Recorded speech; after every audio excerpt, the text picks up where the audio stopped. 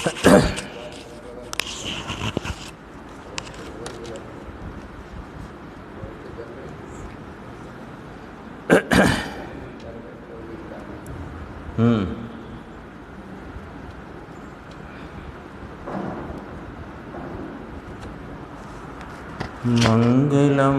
भगवान वीरो मंगलम गौतमो गणी मंगलम कुंद कुंदार्यो जैन धर्मोस्तु मंगलम सर्वमंगल मांगल्यम सर्वकल्याणकारकम प्रधानम सर्वधर्माणां जैनम जयतु शासनम।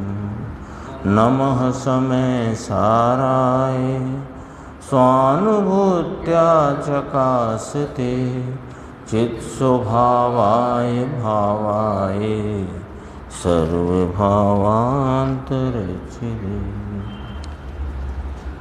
वस्तु विज्ञान सार, ये जो गुरुदेव की हाजिरी में छपी हुई संकलित रूप ये पुस्तक है, इसमें उपादान निमित्त की स्वतंत्रता का प्रकरण अपना चल रहा है। इसमें पेज नंबर 72 है हिंदी वाले का। राग देश का कारण कौन है और सम्यक दृष्टि के भी राग देश क्यों होता है, इस पर प्रश्न उत्तर है। तो प्रश्न रखा है कि यदि कर्म आत्मा को विकार नहीं कराते हों तो आत्मा में विकार होने का कारण कौन है। ये अपन पढ़ चुके 2 दिन पहले, ये फिर से आया, मतलब अपन ने थोड़ा वो प्रकरण के साथ पढ़ लिया था।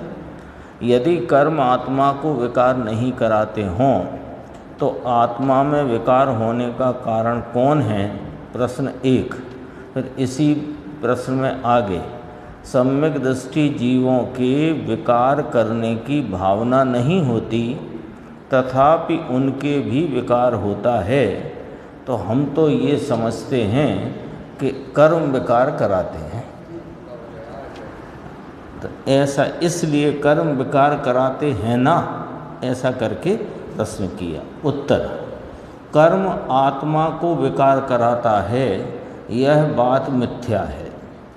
आत्मा को अपनी पर्याय के दोष से ही विकार होता है, कर्म विकार नहीं कराता। सम्यक दृष्टि को, पहले तो एक पॉइंट का जवाब हो गया कि आत्मा में विकार होने का कारण कौन है, कि आत्मा अपनी पर्याय के दोष से ही विकार रूप परिणमता है अथवा उसकी पर्याय में पर्याय के दोष से ही विकार होता है। स्वभाव में कोई दोष है नहीं, स्वभाव तो निर्दोष विद्यमान है। हाँ, पर्याय का दोष ही है वो। तो वो पर्याय का दोष कौन सी पर्याय का, कि जो दोष रूप उपजी उसी पर्याय का है ना। इसमें हाँ कोई पूर्व पर्याय का दोष भी नहीं, जो पर्याय उस दोष रूपता से उपजी है वही पर्याय का दोष है।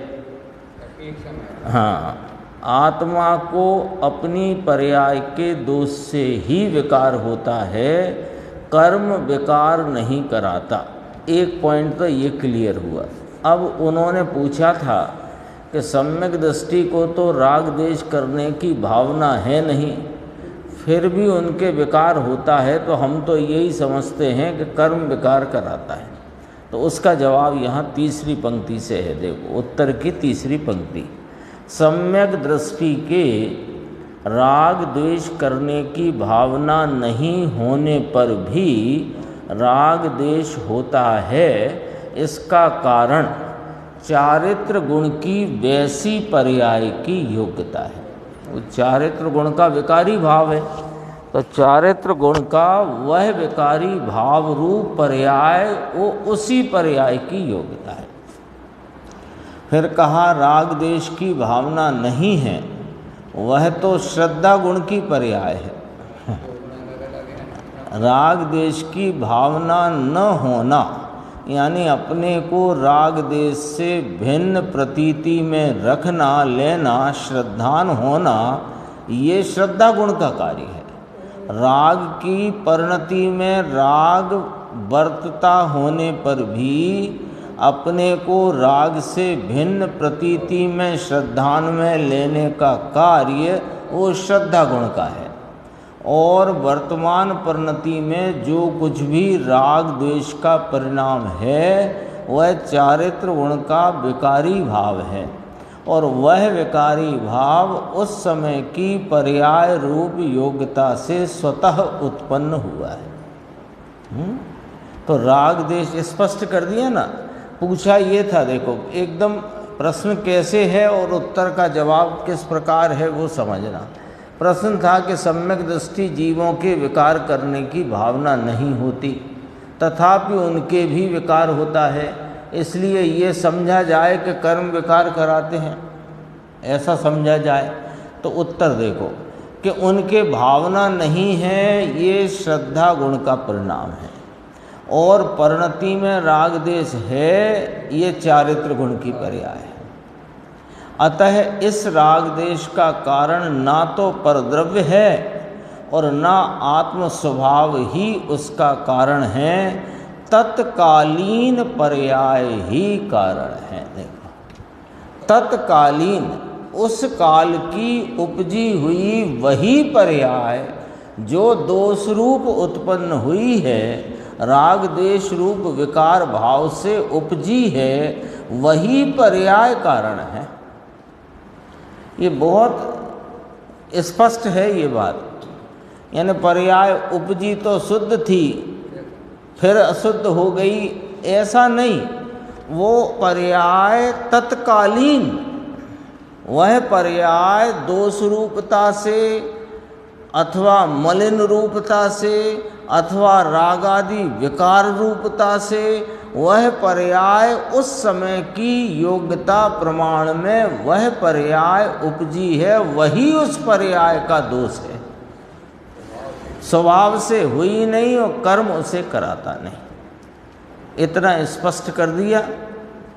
फिर कहते हैं सम्यक निर्णय का बल और उसका फल। प्रश्न है इस संबंध में कि जो विकार होता है वह चारित्र गुण की पर्याय की ही योग्यता है, तब फिर जहाँ तक चारित्र गुण की पर्याय में विकार होने की योग्यता होगी वहाँ तक विकार होता ही रहेगा।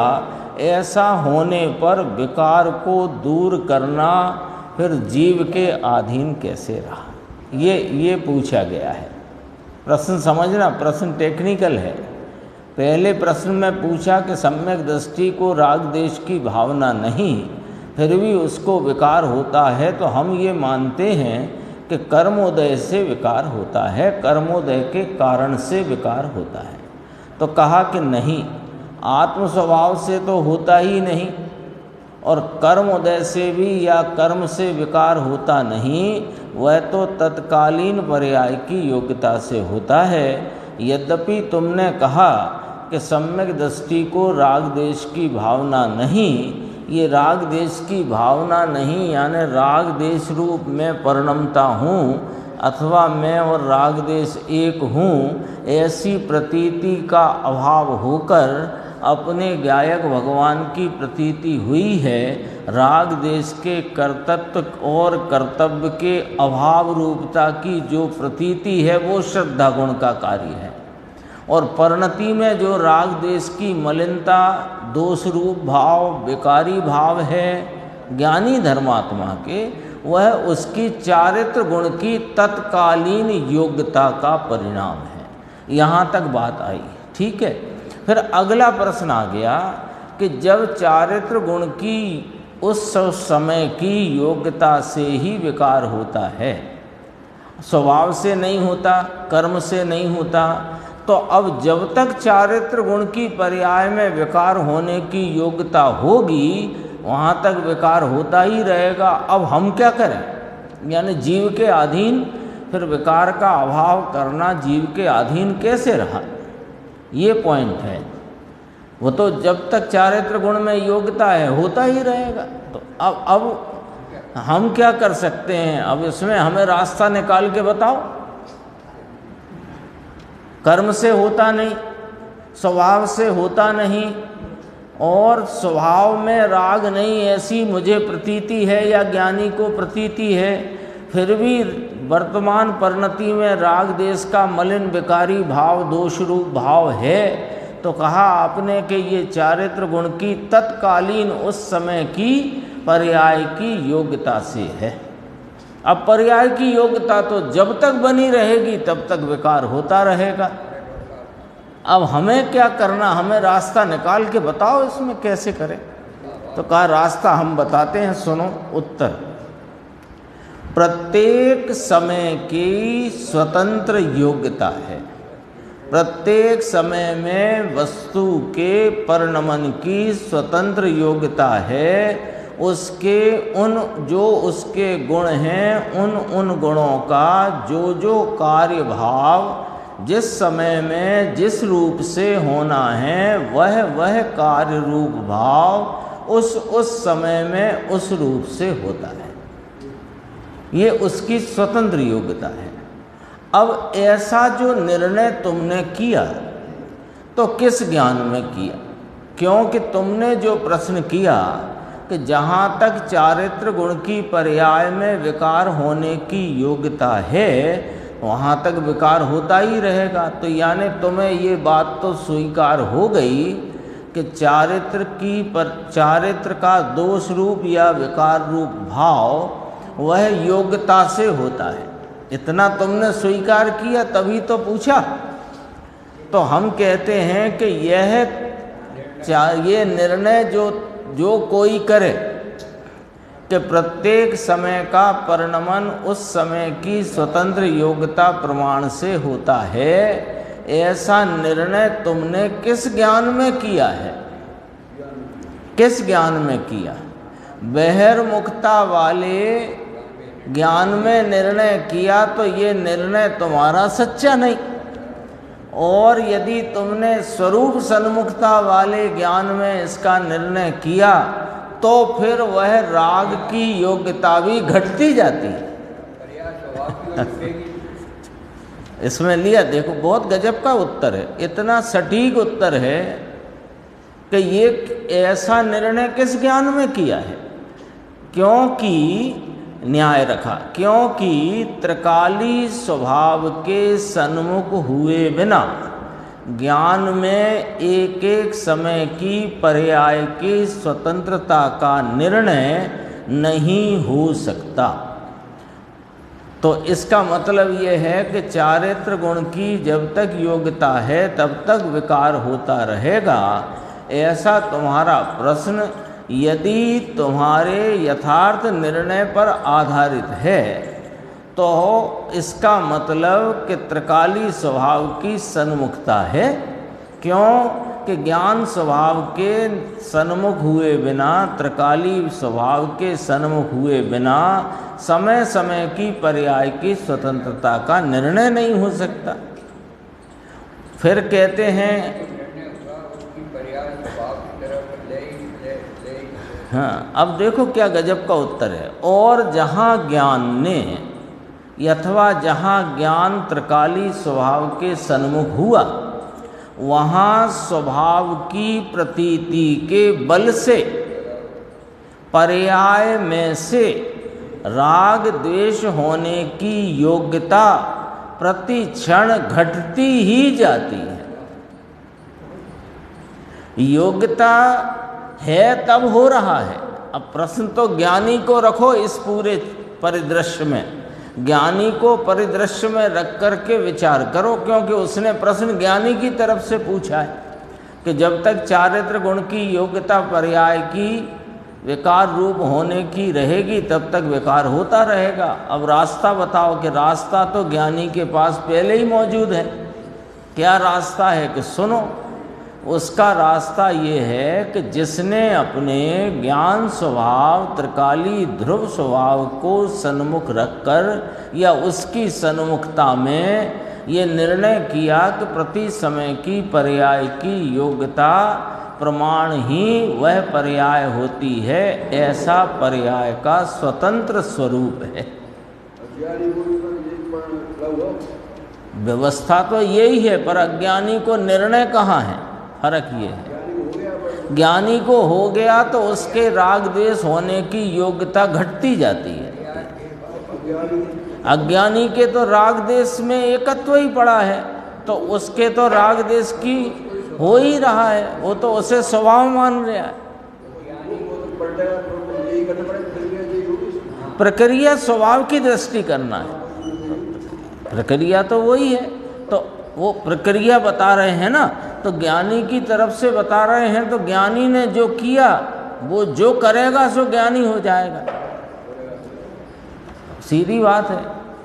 क्योंकि प्रश्नकार का प्रश्न यहाँ से है, प्रश्नकार का प्रश्न न भूलना, क्योंकि प्रकरण कहाँ से खड़ा हुआ है। देखो, सम्यक दृष्टि के भी राग द्वेष क्यों होता है, प्रश्न ये खड़ा है ना, हेडिंग ही है इसका।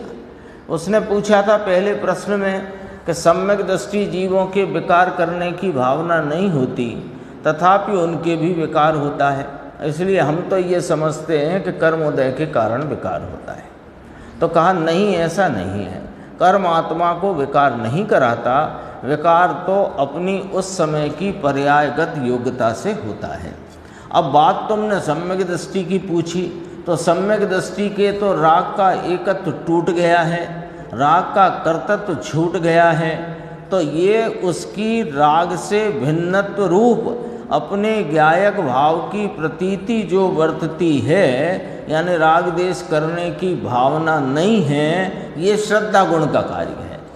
और परिणति में जो वर्तता हुआ राग है वो चारित्र गुण की उस समय की पर्याय रूप योग्यता है। अब प्रश्न दूसरा यहाँ से उत्पन्न हुआ है, जो दूसरा प्रश्न है वो यहाँ से उत्पन्न हुआ कि ज्ञानी के श्रद्धा गुण में तो राग का कर्तृत्व स्वामित्व छूट गया है, फिर भी परिणति में राग है, तो कहा वह उसकी तत्कालीन योग्यता से है। लिया ना, देखो, राग देश का कारण ना तो परद्रव्य है और ना आत्म स्वभाव ही उसका कारण है, तत्कालीन पर्याय ही उस रागादि विकार का कारण है। तो पूछा, यहाँ इसका हेडिंग क्या है कि सम्यक निर्णय का बल क्या और उसका फल क्या। तो जिसने सम्यक निर्णय किया उसके राग द्वेष होने की योग्यता प्रति क्षण घटती जाती है, ये इसका बल है और इसका फल आप भी बताएंगे। देखो, जो फिर प्रश्न आ गया कि जब विकार होता है वह चारित्र गुण की पर्याय की ही योग्यता से होता है, फिर जहाँ तक चारित्र गुण की पर्याय में विकार होने की योग्यता होगी वहाँ तक विकार होता ही रहेगा, अब इसमें से रास्ता बताओ। तो कहा कि प्रत्येक समय की स्वतंत्र योग्यता है, यह निर्णय तो अपने त्रिकाली स्वभाव की सन्मुखता के बिना नहीं होता। और जिसने त्रिकाली स्वभाव की सन्मुखता करके अपने ज्ञायक भगवान को प्रतीति में लिया है, उसके प्रतीति के बल से, देखो वहाँ स्वभाव की प्रतीति के बल से पर्याय में से राग द्वेष होने की योग्यता प्रति क्षण घटती ही जाती है। और अभी बात है, जिसने स्वभाव का निर्णय किया उसकी पर्याय में अधिक समय तक राग द्वेष रहें या कि अनंतानुबंधी राग द्वेष रहें, ऐसी योग्यता कदापि नहीं होती। ये सम्यक निर्णय का बल है और ऐसा ही सम्यक निर्णय का बल है और मोक्ष नाम पूर्ण आत्मलाभ इसका फल है। वो जो प्रश्न था ना उसका, क्या वो तो जब तक चारित्र गुण की पर्याय की योग्यता रहेगी तब तक राग द्वेष होता ही रहेगा। अब रास्ता बताओ, कि रास्ता तो मिल गया उसे, जिसने अपने स्वभाव को दृष्टि में लेकर उसकी प्रतीति करके एक एक समय की पर्याय की स्वतंत्रता का स्वीकार किया है, वो उसको तो रास्ता मिल गया है। क्या रास्ता है उसके चारित्र में होते हुए राग आदि के अभाव का, कि उसकी चारित्र गुण की राग द्वेष रूप होने की योग्यता प्रति क्षण घटती ही जाती है, और अधिक समय तक राग द्वेष होते रहें ऐसी योग्यता बची नहीं है, और अनंतानुबंधी का राग द्वेष होए ऐसी योग्यता भी उसको कदापि नहीं है। ये सम्यक दृष्टि नाम अपने स्वरूप की दृष्टि और प्रतीति का बल है, और मोक्ष यानी आत्मा का पूर्ण लाभ इसका फल है गजब की बात है। यह ना जवाब ऐसे नहीं है कि हाँ वो तो होएगा योग्यता प्रमाण में, पर होता है तो वो घटता है। और दो न्याय है ना, आगम से उत्तर है। अधिक समय तक राग द्वेष रहे ऐसी भी योग्यता नहीं बची है, क्योंकि अब असंख्य समय का ही संसार रह गया है, अनंत समय भी नहीं है। और अनंतानुबंधी का राग हो जाए ऐसी भी योग्यता नहीं रह गई है। अनंतानुबंधी का तो काम ही समाप्त हो गया। अब ज्यों-ज्यों स्थिरता बढ़ती जाती है, राग आदि भाव कम होते जाते हैं, और अप्रत्यक्षानावरणी प्रत्यक्षानावरणी और पूर्णता होते संजुलन का भी अभाव होकर पूर्ण भाव की प्राप्ति होती है। प्रति समय उसका मोक्ष मार्ग चल रहा है। अपने को लगे आदिनाथ भगवान थे जब राजा आदि कुमार या राजा आदि नाथ जो कहो 83 लाख पूर्व तक, और उसके पहले सरवार सिद्धि में, और उसके पहले जब सम्यक हुआ तब से वे प्रति समय मोक्ष मार्ग में चल रहे हैं। आत्मरुचि हो गई, उसके बाद तो सब काम ऑटोमेटिक। आत्मरुचि होने पर वीर्य अपने आप स्वरूप की तरफ ढल कर के स्वरूप का आलम्बन लेता है, प्रतीति होती है, मोक्ष मार्ग का उद्घाटन होता है। और ये कैसा भाव है कि अखंड भाव है, हुआ सो हुआ।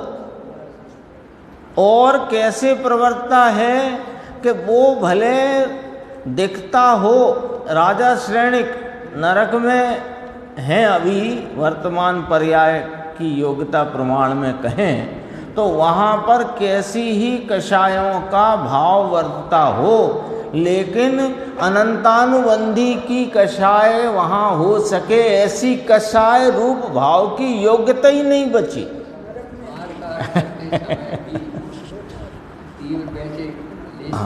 तीव्र लेस्याओं की अपेक्षा अशुभ कापोताती लेस्याएं हैं, लेकिन अनंतानुबंधी नहीं है।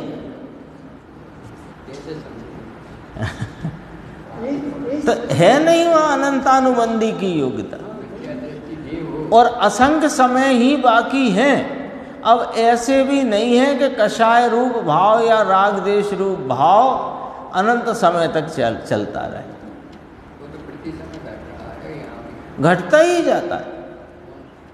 अरे तीर्थंकर प्रकृति का बंद कर रहे हैं, वो भी है वात्सल्य भी है और मारकाट। हालांकि है दोनों राग देश के चारित्र के विकारी परिणाम। वे तीर्थंकर प्रकृति का बंद जिन परिणाम से हो रहा है वे भी चारित्रिक विकार हैं, और मारकाट की जो तीव्र लेश्याओं के परिणाम हैं वे भी चारित्रिक विकार हैं, लेकिन अनंतानुबंधी का नहीं है। और प्रति समय घटती हुई योग्यता है, योग्यता भी घटती हुई है। असंख्य समय की ही मानिए अधिकतम, अनंत समय भी बाकी नहीं है। ये पॉइंट बहुत ध्यान रखना। जिसने स्वभाव का निर्णय किया उसकी पर्याय में अधिक समय तक राग द्वेष रहें या अनंतानुबंधी राग द्वेष रहें, ऐसी योग्यता कदापि नहीं होती। ऐसा ही सम्यक निर्णय का बल है, और मोक्ष रूप पूर्ण भाव इसका फल है। अब विषय थोड़ा और बदल कर माने ये चर्चा होकर अब विषय आगे लेते हैं कि कार्य में निमित्त कुछ नहीं करता, तथापि उसे कारण क्यों कहा गया है? निमित्त कारण उपादान कारण, तो कारण कहा ही क्यों? जब वो उपादान रूप कार्य में कुछ करते ही नहीं है। आपने यानी सर्वज्ञ देव ने निमित्त की परिभाषा ही करी कि जो स्वयं तो कार्य रूप परिणमित नहीं होता है ना, तो फिर वो जब कार्य रूप परिणमित नहीं होता, कार्य को करता नहीं, कार्य में मदद भी नहीं करता, तो फिर उसे कारण क्यों कहा गया? प्रश्न थोड़ा वैलिड है, समझने का प्रश्न है। तो कहा देखो, कार्य के दो कारण कहे गए हैं, इनमें एक उपादान कारण ही यथार्थ कारण है, दूसरा निमित्त कारण तो आरोपित कारण है। आगम में दो प्रकार से कार्य की विवक्षा के लिए, कार्य की उत्पत्ति में दो कारण नहीं समझना, ये पॉइंट पकड़ना। कार्य की उत्पत्ति में दो कारण नहीं, कार्य की विवक्षा दो कारणों से की जाती है। उत्पन्न हुए कार्य की विवक्षा दो कारण से की जाती है, एक उपादान कारण जो कि यथार्थ कारण है, और एक निमित्त कारण जो कि आरोपित कारण है। गुरुदेव की जवाब की शैली तो देखो कितनी एकदम ऐसी है कि दूध का दूध पानी का पानी, व्यवहार से आरोप किया कहने का। तो उसमें भी ये स्पष्ट हो गया कि कार्य की उत्पत्ति का कारण तो है ही नहीं, बस विवक्षा में कारणपना उसे उपचार से कहा जाता है। ये बात आ गई ना, इसमें समा गई अपने आप। देखो, उपादान और निमित्त इन दो कारणों के कहने का आशय ऐसा नहीं है कि दोनों एकत्रित होकर कार्य करते हैं। जब उपादान को निमित्त मिले तो उपादान और निमित्त दोनों मिलकर कार्य करते हैं, ऐसा नहीं है ना। वो कुम्हार आए निमित्त रूप से, और उसकी इच्छा और हर्षादिक की क्रिया हो निमित्त रूप, और मिट्टी हो उपादान रूप, और दो मिलकर के घड़ा बने, तो ऐसा तो नहीं होता है। इसके लिए भी न्याय आया है कि यदि कुम्हार घड़े का किंचित भी करता है तो कुम्हार को घड़े रूप परिणम जाना चाहिए, तो ऐसा तो होता नहीं। ये भी उसका एक न्याय रखा गया है। देखो, तो ऐसा न समझना कि ये दो कारण कहने का आशय ये है कि उपादान और निमित्त दो कारण एकत्रित नाम इकट्ठे होकर कार्य करते हैं। कहते हैं कि जब उपादान कारण स्वयं कार्य करता है, तब दूसरी वस्तु पर आरोप करके उसे निमित्त कारण कहा जाता है। ये व्यवहार है। किंतु वास्तव में दो कारण नहीं हैं, एक ही कारण है। जैसे मोक्ष मार्ग दो नहीं है, एक ही है। अब फिर प्रश्न आ गया कि जब निमित्त वास्तव में कारण नहीं है, तो फिर उसे कारण कहा ही क्यों? अब ये प्रश्न आ गया। आपने कह दिया हमारे जवाब में कि दोनों इकट्ठे होकर कार्य करते हों, ऐसा न मानना। जब उपादान स्वयं कार्य रूप परिणमित होता है, तब दूसरी वस्तु पर आरोप करके उसे निमित्त कारण कहा जाता है। वास्तव में दो कारण नहीं, वास्तव में तो कार्य की उत्पत्ति अपने उपादान यथार्थ कारण से ही होती है। जब वो कारण यथार्थ है ही नहीं, निमित्त कारण उपचार का कारण है, यथार्थ कारण नहीं है, तो फिर आपने उसे कारण या आगम में उसे कारण कहा क्यों गया? प्रश्न है। प्रश्न का उत्तर देखो, बहुत अच्छा है। जिसे निमित्त कहा जाता है, उस पदार्थ में उस प्रकार की यानी कि निमित्त रूप होने की योग्यता है। ये चर्चा अपन कर चुके हैं कि निमित्त यानी किसी भी पदार्थ में निमित्त रूप होने की योग्यता क्या होती है तो वास्तव में उसकी उपादान रूप योग्यता। लेकिन जो कार्य की विवक्षा या कथन किया जा रहा है उस कार्य की उत्पत्ति में अनुकूल पने का आरोप जिस पर आ सके उसमें निमित्त पने की योग्यता कही जाएगी। हैं तो सब अपने अपने उपादान। कुमार का कार्य है अपने उपादान से इच्छा रूप परिणमना, और हस्तादिक का कार्य है उस रूपता से उनका हिलना डुलना।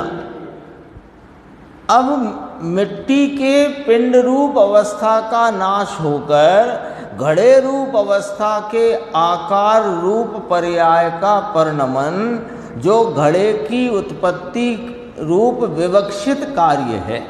यहाँ विवक्षा क्या है? कुमार की इच्छा विवक्षित नहीं है, हस्तादिक का हलन चलन विवक्षित नहीं है। विवक्षित कार्य कौन है? कि घड़े की उत्पत्ति। तो घड़े की उत्पत्ति जो उसके हुई है वो तो वास्तव में उस मिट्टी के अपने उपादान कारण से हुई है। तो उधर कुम्हार का जो उसका उपादान है इच्छा रूप परिणमना और शरीर का हिलना डुलना, वो इसमें अनुकूल होने का आरोप किए जा सके ऐसे वे दो भिन्न भिन्न द्रव्यों के कार्य हैं। तो उनमें निमित्त होने की योग्यता कही जाएगी। सदा काल निमित्त नहीं, ये चर्चा भी पंचाध्यायी में भी आ चुकी है, जैन तत्व मीमांसा में भी आ चुकी है कि यदि वे सदाई निमित्त हों तो जहाँ जहाँ कुमार हो वहाँ वहाँ घड़े ही बनते रहे। तब उसमें कहा कि कुम्हार नहीं, कुम्हार की उस प्रकार की इच्छा रूप परिणाम में निमित्त रूपता की योग्यता है। तो द्रव्य तो निमित्त कभी है नहीं, ये बात भी स्पष्ट है। अब देखो उत्तर में कि स्पष्ट कहा, जिसे निमित्त कहा जाता है उस पदार्थ में उस प्रकार की यानी निमित्त रूप होने की योग्यता है। इसलिए अन्य पदार्थों से पृथक पहचानने के लिए उसे निमित्त कारण की संज्ञा दी गई है। हाँ, अब घड़े की उत्पत्ति में लोहार बाड़ई के सुनार कारण निमित्त रूपता की योग्यता नहीं रखते, इतना बताने के लिए कुम्हार की पहचान लोहार बाड़ई या सुनार से भिन्न कराने के लिए वो घड़े की उत्पत्ति का निमित्त कारण कुम्हार को बताया गया है। कितने न्याय खड़े होते हैं। ज्ञान का स्वभाव, अब देखो वो जो निमित्त होते हैं वे पदार्थ जीव भी हैं अजीव भी हैं, और कार्य रूप जो परिणमते हैं वे जीव भी हैं अजीव भी हैं। लेकिन उन होते हुए कार्यों का और उनमें किस पर निमित्त का आरोप किया जा सके ऐसा कार्य तो जीव करे, अजीव तो ये कार्य करने से भी लाचार है, उसमें ऐसा स्वभाव ही नहीं। तो ज्ञान का स्वभाव स्वयं पर प्रकाशक है, इसलिए वह पर को भी जानता है और पर में जो निमित्त पने की योग्यता है उसे भी जानता है। इस आधार से उन्हें निमित्त कारण कहा गया है, इस प्रकार समझना चाहिए। फिर अब जो बात हो गई यहाँ इतनी हो गई कि कारण दो कहे, क्यों कहे? तो जब दूसरा कारण यथार्थ कारण नहीं तो कारण क्यों कहा? कि अन्य कारणों से अन्य से पृथक कर पहचान कराने के लिए उसे निमित्त कारण कहने का एक व्यवहार रखा गया है। अब देखो, अब इसी सिस्टम के आधार पर बात आगे बढ़ेगी कि कर्मोदय के कारण जीव को विकार नहीं होता। मुद्दे की बात है, जब जीव की पर्याय में विकार होता है तब कर्म निमित्त रूप अवश्य होता है, किंतु जीव की पर्याय और कर्म दोनों मिलकर विकार नहीं करते। ये पीछे जो प्रकरण निकल गया ना, वो रखना अपने ख्याल में और जब उसको घटित यहाँ करेंगे तो ये वाली बात समझ में आएगी। वहाँ कहा ना दो इकट्ठे होकर के, दो कारण कहे आगम में, उपादान कारण निमित्त कारण, लेकिन उसमें यथार्थ कारण उपादान कारण है, निमित्त कारण आरोपित कारण है। ऐसा इसका आशय नहीं है कि दो मिलकर के इकट्ठे होकर के कार्य करते हैं। तो फिर उसने पूछा कि जब निमित्त कारण कारण ही नहीं है तो कारण कहा क्यों? तो कहा कि अन्य द्रव्यों से उसकी पृथक पहचान कराने के लिए उसे निमित्त कारण कहने का व्यवहार जिनवाणी में कहा गया है, बताया गया है, होता है। ये ख्याल में रख लिया। अब देखो, जब जीव की पर्याय में विकार होता है तब कर्म निमित्त रूप अवश्य होता है, किंतु जीव की पर्याय और कर्म यानी दो कारण खड़े किए, जीव की पर्याय में विकार होता है वह उस समय की पर्यायगत योग्यता जो उसका उपादान कारण है उससे होता है, और वहाँ पर निमित्त कारण रूप से कर्म का उदय है। ठीक है, वही वाली जो बात चली है उसी आधार पर, उसी फार्मूले पे समझना। तो किंतु जीव की पर्याय और कर्म दोनों मिलकर विकार नहीं करते। कर्मोदय के कारण विकार नहीं होता, और विकार किया इसलिए कर्मोदय में आए ऐसा भी नहीं है। तथा जीव विकार न करे तब कर्म खिर जाते हैं, उसे निमित्त कहते हैं। उस समय उन परमाणुओं की योग्यता ही ऐसी। ये निमित्त पने की योग्यता यानी उसमें निमित्त का आरोप किया जा सके ऐसी योग्यता, बस आ सके ऐसी योग्यता। बाकी तो उनके अपने उपादान हैं। जब जीव अपनी उस समय की पर्याय रूप योग्यता से विकार रूप परिणमित हुआ, उसी समय कर्म परमाणु उदय रूप परिणाम से उनके उपादान से परिणमित हुए। और ये दो द्रव्य भिन्न भिन्न अपने अपने उपादान से परिणमे हैं, तब जीव को विकार हुआ उसमें निमित्त कारण रूप से, यानी अन्य किसी ने विकार कराया, इसका निषेध करने के लिए कर्म के उदय को निमित्त रूप कहने में व्यवहार से कहा जाता है, कहने में आया है। हो गई ना स्पष्ट बात। अब कहा कि चलो एक बात ये तो हो गई, तो ये कर्मोदय के कारण विकार नहीं होता, और विकार होता है तो कर्मोदय में आए ऐसा नहीं, और विकार किया तो कर्म को उदय में आना पड़ा ऐसा नहीं। सब पृथक पृथक उपादान है, दोनों को पृथक पृथक उपादान रूप पहले देखो, फिर जब दोनों को पृथक पृथक उपादान अलग अलग उपादान अपने को ख्याल में आए, तो जो कार्य यहाँ विकार रूप हुआ उस समय कौन निमित्त था कि ये भाई साहब ने आके मुझे गुस्सा दिलाया, या भगवान की ऐसी वीतरागी छवि थी इसलिए मुझे भक्ति का भाव आया, कि ये निमित्त को भी यहाँ पर अलग करके कर्म का उदय निमित्त है ऐसा आरोप करके कथन किया जाने का व्यवहार जिनवाणी में है। ठीक है। अब कहते हैं दूसरा प्रकार कि जब विकार नहीं करता जीव तब कर्म खिर जाते हैं। तो जीव ने कर्म खिराए ये तो मानना ही मत।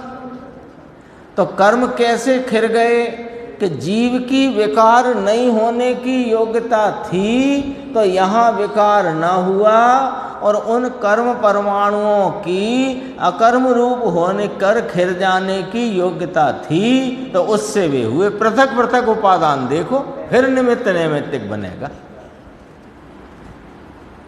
जिस द्रव्य की जिस समय बस अपन इतना समझ सकते हैं, मैंने शायद एक बार पहले भी पूछा था कि उपादान कारण तो केवल अपनी योग्यता है, उसका कथन करने में अगर अपन को निमित्त का कारण, हाँ विवक्षित, हाँ विवक्षित शब्द आता है ना।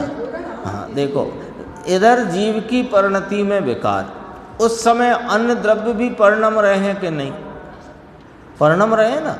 तो बहुत सारे द्रव्य, अनंत द्रव्य परिणम रहे हैं। तो जीव की परिणति में हुआ विकार विवक्षित कार्य है, उस कार्य की यहाँ कथनी की जा रही है, विवक्षा की जा रही है। और उस समय में कर्म का उदय वह उसके उपादान रूप से उत्पन्न हुआ कार्य है। अब अनेकों द्रव्य के कार्य में से एक कर्म के उदय रूप कार्य को अनुकूल कहने का आरोप किया जा सकता है, इसलिए उसे निमित्त कहा।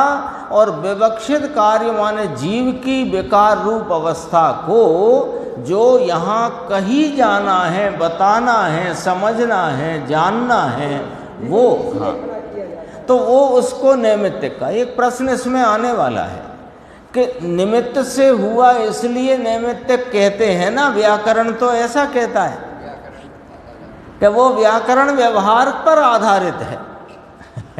तो अपन को कथन नहीं करना, नहीं करना, मत करो। बहुत से कार्य है हो ही रहे हैं ना, जो अपन अपने ज्ञान में भी नहीं ले रहे और उस संबंध में विचार भी नहीं कर रहे और कथनी भी नहीं कर रहे, तो उसमें कौन निमित्त बन रहा है, कौन हिसाब लगा रहा है इसका? बहुत से कार्य हो रहे हैं। वो तो यहाँ चूंकि मोक्ष मार्ग और संसार मार्ग के संदर्भ से जब अपन विचार करते हैं कि जीव की परिणति में विकारी भाव यही संसार है और विकार का अभाव होना यही मोक्ष है, तो विकार हो क्यों रहा है और मिटे कैसे? तो तब ये बात विचार में ली जाती है। तो विचार में लेते हैं तो वहाँ पर अन्य का निषेध करके एक कर्मोदय को निमित्त रूप का आरोप किया जा सकता है, बस। और जब विकार नहीं करता है तो कर्मों का अकर्म रूप होकर खिर जाने की योग्यता उनकी है।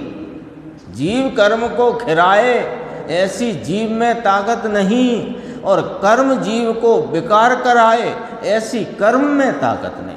यदि ऐसी ताकत एक दूसरे के कार्य को करने लगे तो यह अनंत द्रव्य समुदाय स्वरूप विश्व नहीं रह सकेगा। क्योंकि उनकी भिन्नता जब तक स्वीकार नहीं तब तक अनंतता भी स्वीकार नहीं है। हाँ, तपसा निर्जरा है ना, तो तप का अर्थ क्या है कि चैतन्य का प्रतिपन्न है ना। वो व्यवहार की व्याख्या को अभी गौण कर दो, वो जब तक निश्चय समझ में नहीं आता तो तपसा निर्जरा का व्यवहार पक्ष भी समझ में नहीं आएगा। तो तपसा निर्जरा का परमार्थिक जो पक्ष है, जो उसका पहलू है, वो इस प्रकार है कि चैतन्य के प्रतिपन्न को तप कहते हैं।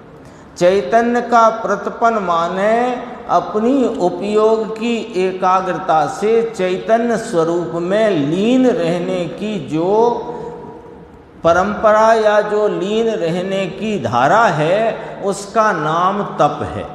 एक बात। अब निर्जरा की व्याख्या करते हैं। निर्जरा का क्या है कि शुद्धि की वृद्धि और अशुद्धता का टलना, इसको निर्जरा कहते हैं। और उस समय निमित्त में कर्म स्वतः निर्जरित हो जाते हैं, टल जाते हैं, उसे व्यवहार से निर्जरा कहते हैं। आई बात ख्याल में? तपसह निर्जरा, तो किसका तप और किसकी निर्जरा? कि तप नाम स्वरूप में एकाग्रता की जो धारा है वो तप है, और उससे निर्जरा हो रही है कि हाँ हो रही है।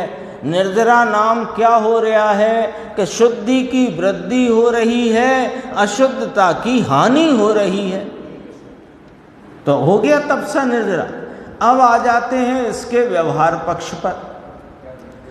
अभी उसी समय निर्जरा माने तीसरा प्रकार, निमित्त रूपता का प्रकार, व्यवहार प्रकार के निमित्त में कर्मों का खिर जाना, ये हुआ निर्जरा। अच्छा, अब अपन आ जाते हैं व्यवहार तप पर, जो अनशन ऊन उदर, भैया व्रत आदि कहे ना, वो उनका यहाँ क्या है महत्व, कि उनसे निर्जरा होती नहीं, उनसे तो बंद होता है। सुनो पूरी बात है, उनसे बंद होता है। बताओ, होता है कि बंद नहीं होता? तो आश्रम से निर्जरा कैसे होगी? बंद होगा कि निर्जरा होगी? और तप आदि के व्यवहार तप, यानी एकासन, ऊनोदर, अनशन, बैयाव्रत आदि जो भी बाह्य तप हैं, वे बाह्य तप बंध रूप भाव हैं कि निर्जरा के भाव हैं? बंध रूप हैं। फिर भी उन्हें आरोप करके निर्जरा का कारण कहा। क्यों? क्योंकि जिसकी परिणति में यह अनशन, ऊनोदर, वृत्ति, परिसंख्यान आदि जो व्यवहार विकल्प हैं, वे व्यवहार विकल्प उस जीव की आत्माराधना रूपी जो निश्चय मोक्ष मार्ग वीतराग परिणति है, उसका बोध कराते हैं। तो निश्चय मोक्ष मार्ग रूप जो आत्म आराधना की परिणति है, निर्जरा तो उससे हो रही है, और आरोप इस पे आया है। निर्जरा किससे होगी? स्वरूप में प्रतिपन्न से, स्वरूप की आराधना से। क्यों?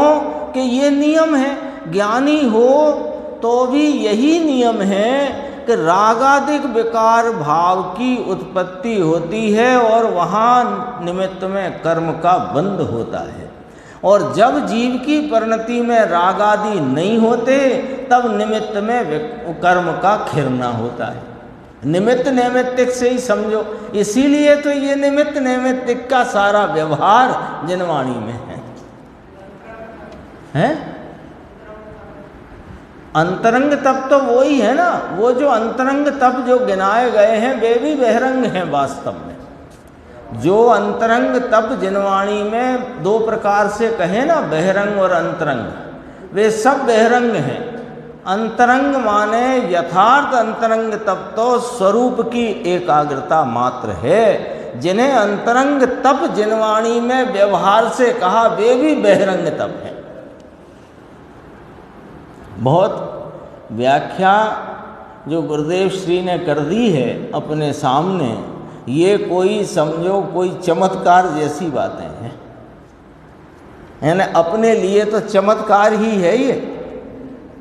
ऐसे काल में, ऐसी भरत भूमि में जहाँ केवली भगवंतों का विरह है, केवल ज्ञान वर्तमान में कोई जीव को होता नहीं, और अभी तो काल भले पंचम काल का भी ऐसा काल खंड आया है कि भावलिंगी संत भी दिखते नहीं। उस ऐसे गरीब क्षेत्र और गरीब काल में ऐसी उत्कृष्ट से उत्कृष्ट बात अपने सामने आई है, ये हमारा कोई भाग्य बहुत ही विशाल है।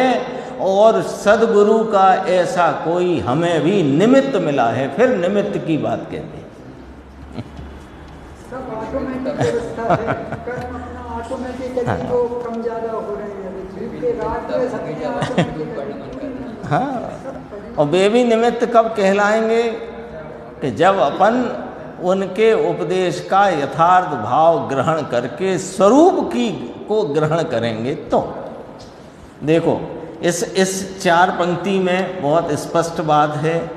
जिस द्रव्य की जिस समय, जिस क्षेत्र में, जिस संयोग में और जिस प्रकार जैसी अवस्था होनी है, वैसी उसी प्रकार अवश्य होती है, उसमें अंतर हो ही नहीं सकता। देखो, ये 2.5 पंक्ति में उपादान की योग्यता का भी वर्णन है और निमित्त की जो योग्यता वहाँ पर निमित्त जिसको होना है उसका भी यहाँ वर्णन है।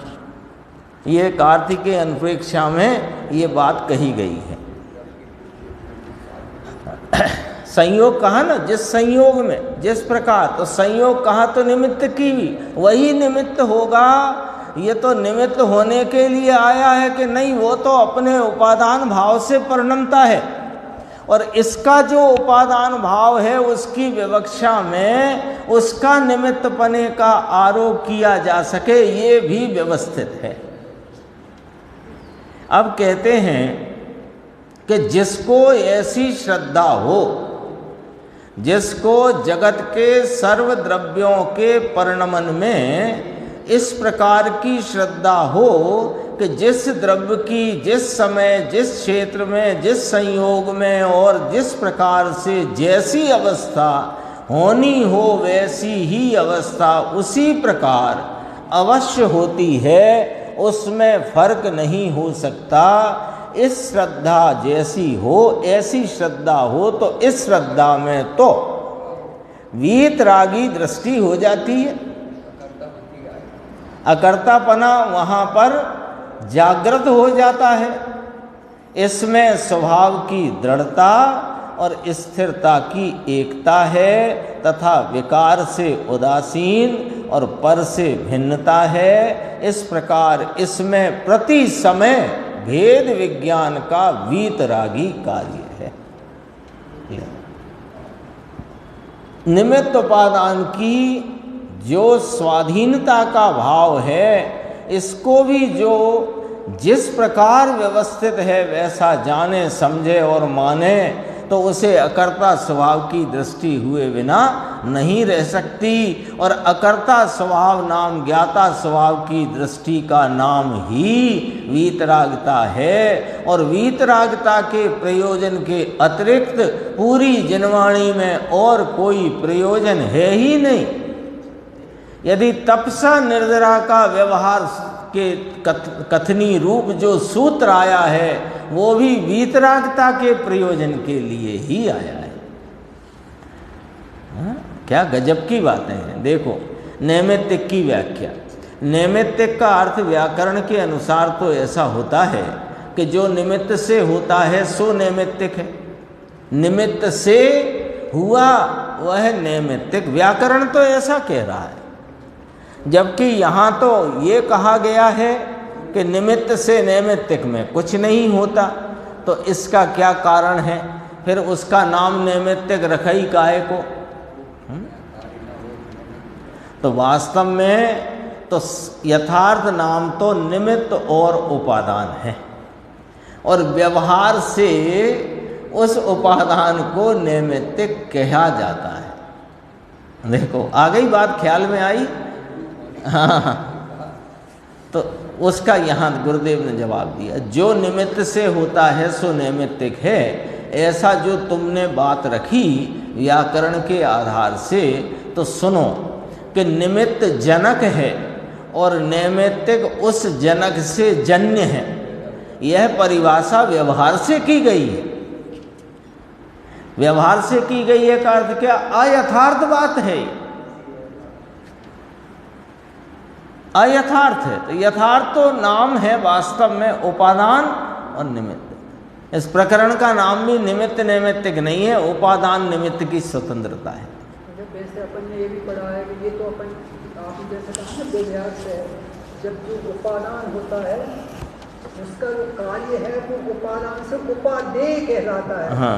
और निमित्त से नैमित्तिक कहलाता है। हाँ। और नैमित्तिक और उपादेय ये एक से एक ही है। जब अपन उपादान से व्याख्या करते हैं तो उसका मतलब हाँ, से वो करते हैं। तो वो उपादेय के संबंध में फिर वो दूसरी तरफ बात चली जाती है कि ये उपादेय है माने प्राप्त करने योग्य है।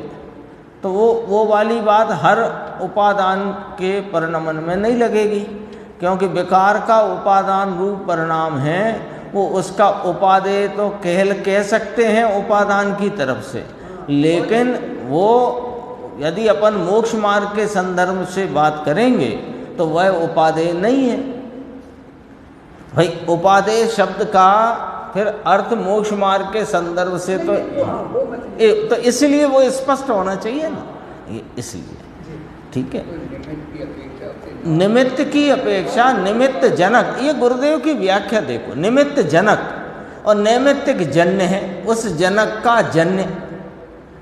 तो परिभाषा करी निमित्त नैमित्तिक, निमित्त को जनक कहा और नैमित्तिक को उस निमित्त का जन्य कहा, उससे उत्पन्न हुआ। ये परिभाषा व्यवहार से की गई है। वास्तव में निमित्त से नैमित्तिक नहीं होता, किंतु उपादान का जो कार्य है वह नैमित्तिक है, और जब नैमित्तिक अर्थात कार्य होता है तब निमित्त भी होता है। इसलिए उपचार से, व्यवहार से उस निमित्त को जनक भी कहा जाता है ना। निमित्त को जनक कहा उपचार से, व्यवहार से। निमित्त का अर्थ ऐसा भी होता है कि जिसमें निमित्त का संबंध हो वह नैमित्तिक है। ये भी व्याकरण से अर्थ निकलता है। अर्थात जब नैमित्तिक होता है तब निमित्त भी अवश्य ही होता है, यानी कोई ऐसा भाव अन्य द्रव्य का परिणमित होता है जिस पर निमित्त पने का आरोप किया जा सके। ये पॉइंट पकड़ना है।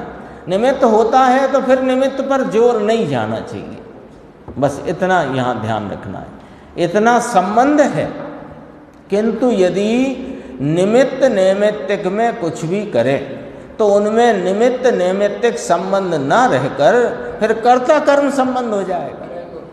ये भी तो व्याकरण की बात छेड़ी है, तो फिर पूरी ही समझो। फिर निमित्त क्यों कहा, कर्ता ही कहते। तो जो छह है ना कारण या आठ कारक आते हैं व्याकरण, ये तो भिन्न भिन्न में लगाते हैं। हाँ, एक में ही लगेगा कर्ता, छह ही कारक एक में लगते, बल्कि बहुत बारीकी से कहो तो पर्याय में ही, पर्याय कर्ता कर्म करण संप्रदान अपादान। अब इसमें 3 पॉइंट आ गए अपने पास कि निमित्त जनक, नैमित्तिक जन्य। ऐसा यदि व्याकरण से अर्थ निकालते हैं तो ये व्यवहार से उपचार का अर्थ है, ठीक है। और यदि निमित्त और नैमित्तिक में अनुकूलता का, अनुरूपता का संबंध देख करके व्याकरण का अर्थ निकालो तो वह निमित्त नैमित्तिक संबंध है। और ये निमित्त नैमित्तिक संबंध यह बताता है कि निमित्त कर्ता नहीं है। यदि निमित्त कर्ता हो तो उनसे निमित्त नैमित्तिक के आधार से क्यों कथन करते, कर्ता कर्म से ही कर देते। आ गया ना स्पष्ट। फिर नीचे कहा निमित्त के द्वारा उपादान का कार्य होता है, अतः हमें निमित्त मिलाना चाहिए, हमें निमित्त की उपेक्षा नहीं करना चाहिए। क्या यह बात ठीक है? ये प्रश्न पूछा गया है। इस संबंध में, इस विषय में और भी 2 प्रश्न हैं, शायद 1 या 2 प्रश्न और हैं, क्योंकि ये मिथ्या मान्यता है कि निमित्त मिलाओ। निमित्त मिलाने की चीज़ नहीं है। निमित्त तो उपादान रूप कार्य जब स्वतंत्र अपनी योग्यता से परिणमता है तब उस कार्य की उत्पत्ति की विवक्षा में जिस पर अनुकूल पने का आरोप आ सके उसे निमित्त कहा जाता है, उपचार से, व्यवहार से। इसलिए निमित्त मिलाने की मान्यता ठीक नहीं है। ये प्रश्न पूछा गया है, इसके उत्तर की चर्चा अपन आगे की स्वाध्याय में करें।